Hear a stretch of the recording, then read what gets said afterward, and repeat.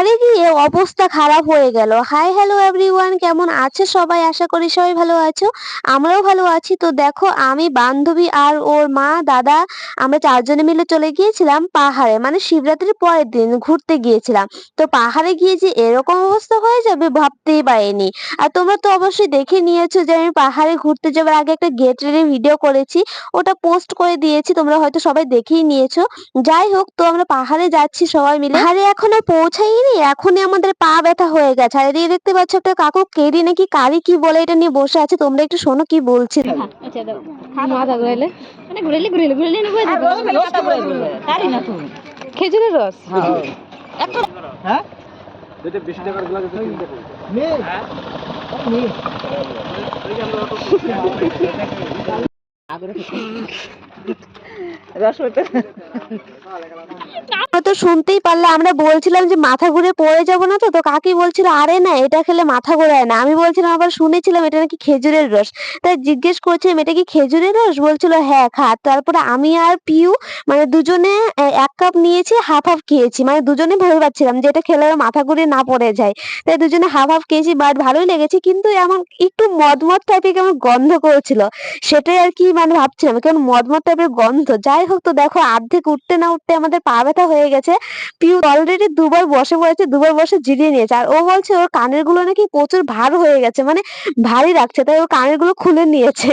তারপর দেখো যে চলে এসেছি মানে মেন পয়েন্টে, যেখান থেকে আর কি পাহাড়টা শুরু হয়েছে এখানে। তো চলে এসেছি, তারপর হাঁটতে হাঁটতে চলে গেলাম একটা শিব মন্দির। প্রথমেই যে মন্দিরটা আছে ওখানে আমরা হাঁটতে হাঁটতে চলে গিয়েছি।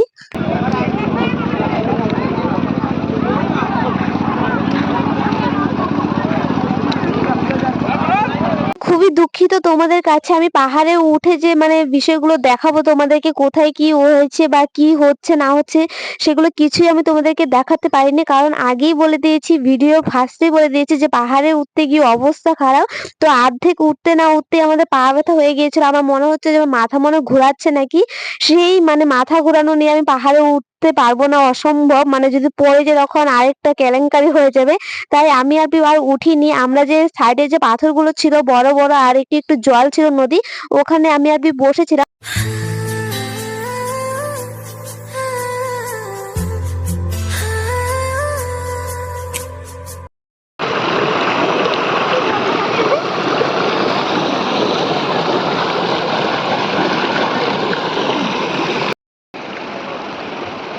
কোনটা গেলি তুই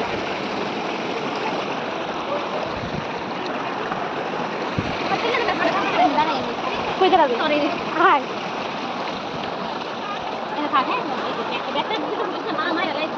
আমরা পাহাড়ে না উঠে আমরা পাথরে হাঁটি দেখো।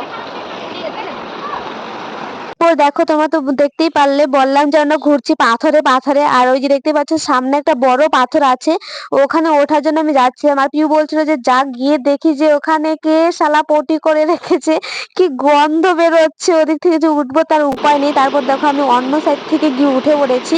আর খুবই বড় পাথরটা, ভিডিওতে হয়তো এত বড় লাগছে না, বাট খুবই বড় ছিল। ওখানে উঠে কয়টা ফটো ভিডিও করেছি, তারপর চলে এসেছিলাম প্রসাদ খেতে। দেখতেই পাচ্ছ আমরা এদিকে বই খাইলাম দেখো প্রসাদও দিয়ে দিয়েছে। আর এখন প্রসাদ খেয়ে সোজা বাড়িতে চলে যাবো। আর তোমরা কে কে জয়ন্তী পাহাড়ে ঘুরতে গিয়েছিলে একটু কমেন্টে বলে দিও। আর কত দূর পর্যন্ত পাহাড়ে উঠেছিল বলবে, ঠিক আছে? আমরা তো উঠিনি, একদমই উঠিনি। যাই হোক, তো চলো আজকের ভিডিওটা এখানে শেষ করছি। যদি ভালো লাগে তো একটা লাইক কমেন্ট শেয়ার করে দিও। Thanks for watching.